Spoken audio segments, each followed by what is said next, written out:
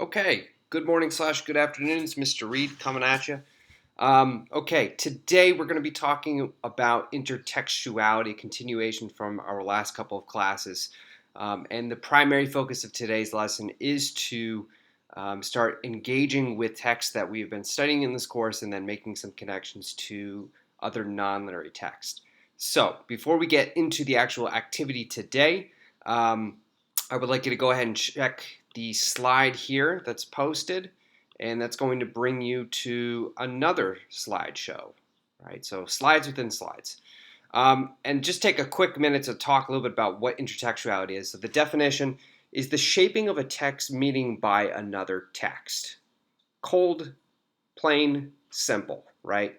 It is the interconnection between similar or related works of literature, non-literature, that reflect and influence the audience interpretation of the text, right? So the meanings we can draw between two texts create in themselves kind of a third text. That's what some theorists would describe intertextuality as, is that we can find commonalities that are conceptual, or maybe they come from critical theory, or maybe there's some sort of thematic intersection that we can make connections to. Intertextuality is the relationship between texts that are inflected by means of quotation and allusion, right? So let's talk about some examples we've covered in class, texts that we've covered in class already. Moving down here to, so this is from Act 4, Scene 3. This is when Othello is basically going a little crazy in the head. He has been lied to over and over and over again by Iago with this belief that Desdemona is cheating on him with Cassio, and basically talking about how the heavens are raining down sores and shames, and he's being compared to his trials and tribulations that are the same as Job from the Bible. So lots of biblical references, and then also some references to water, being steeped in poverty. And really the big takeaway from this passage is that there's just this insurmountable amount of rage that's being thrown at Desdemona.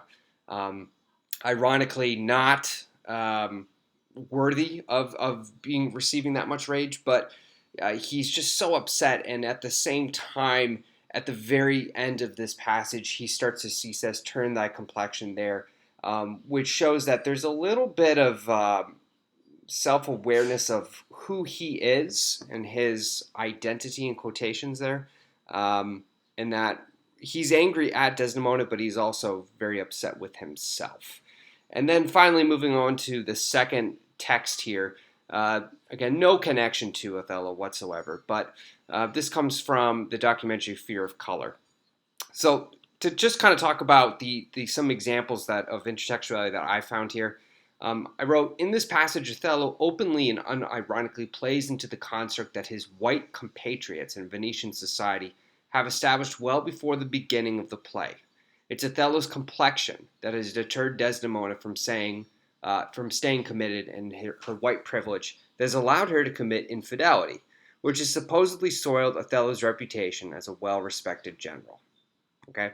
As a result, Othello's rage is targeted towards Desdemona in this passage, but it's also self-directed, self-deprecated rage towards his own identity, right? So all those sores and shames, again, those are things that he feels like he's receiving because he is black, right? In the documentary The Fear of Color, Victor Lewis argues that white-splaining as a common phenomenon results in cross-examination of what it means to be black and the cultural stigmas, stereotypes, and racial dynamics associated with it. So those are two big things that I was able to pull from these texts. They're not exactly the same, but this is how I'm using intertextuality. So I'm using this approaching our conceptual learning. So conceptually speaking, one text plays into the damaging constructs that define race with tragic effect, right? Othello is a tragedy. While the second text recognizes the construction of race but does not fully refute it, with Lewis saying to one of the white attendees of the meeting to get ethnic, right? So Lewis recognizes that society has constructed this concept of what it means to be black, what race is. In the documentary, he doesn't go over and sort of completely condemn it. I mean, obviously he's extremely enraged by it if you've watched that video, but he doesn't completely do away with it, and rather he just says to one of the white attendees, you need to get ethnic. You need to be able to put yourself in my shoes and understand where I'm coming from, right? And so in a way to combat racism, but not a full-on thwarting of the construct of race itself. The next one, dealing again with some Othello here. I'd like you to take a minute, if you haven't seen this. This is Penn Badgley. He is the actor in You. So take a minute, just click on that and watch. Okay, and you're back. All right, so these two texts, Iago's first soliloquy from Act 1, Scene 3, basically, again, this is the first soliloquy where he starts to construct, and he's making some observations about his environment, but he's constructing his plans to undermine Othello. And what intertextuality I was able to make through these two texts, making sense of Joe's identity by labeling him as a sociopath and a psychopath to explain his actions, is reflective of the society unwilling to address the problematic constructs that define his identity, which is white and male, and the constructs of privilege that he has over other people. And so Mr. Badgley here is actually making points about that in this piece here. He's saying that a lot of people, are actually very attracted to Joe's character, and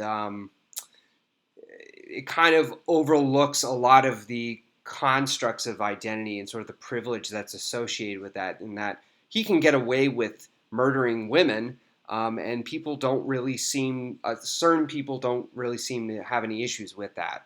So there's sort of this ignorance or really neglect of some of those social constructs.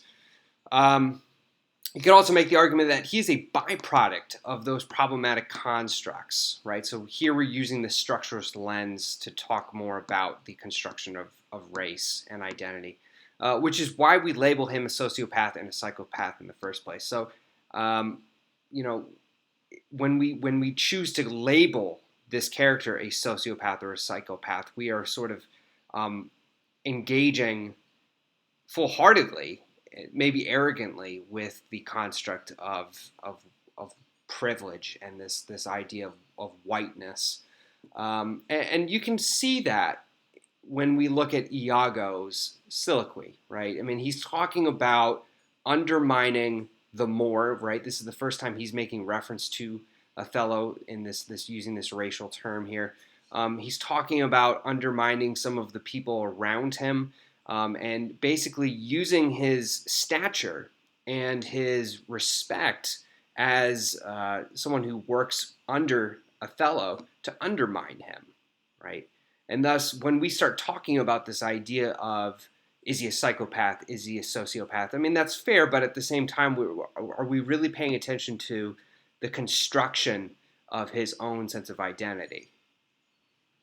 Last one. So I'm actually going to pose some questions rather than give you analysis here, because we're going to come back to this. But these are two different beauty pageants from the Philippines. One of them, obviously, you're very familiar with at this point in time. This is a relatively newer video that came out. And then I've also provided just a quick breakdown from a piece from Wikipedia about the difference between Filipino dialect and Filipino language, so that we can kind of clarify this before we get into this. This video, just so you know, is demonstrating and showcasing Filipino language, not dialect. And there are some other sources online that we can kind of look to make that argument. But the analysis here is that despite the first video's multilingual, multiracial, and multi-ethnic celebration of the Philippines, many of the contestants speak Taglish or English, right? I'm assuming you've watched this video already. If you haven't, make sure you check it out. In what ways does the first video reinforce some of the colonial constructs that are presented in the Gina San Miguel video in our discussions on identity, right? So where are we seeing the use of English in both of these videos, and how does that pertain to our discussions on identity and also these concepts that we've learned about post-colonialism, right? Things like colonial mentality. How are they prevalent in these two texts? The second one, something else to make note about, based on the presentation of the women that you're seeing in these two videos, could you argue that this video reflects cultural beauty standards in the Philippines, right? Again, when we talk about the cultural significance of a beauty pageant in the Philippines, right? What is that reflective of, right? Um, and how is beauty sort of portrayed in these two videos? If so, how does this this construct relate to our studies on colonial binaries and identity? All right. The last thing I want to share with you guys, we'll be coming back to this video, so just kind of keep that in mind for our next class. But this little section here is just a quick breakdown about the history and politics of Tagalog and the Filipino language. All right, definitely worth checking.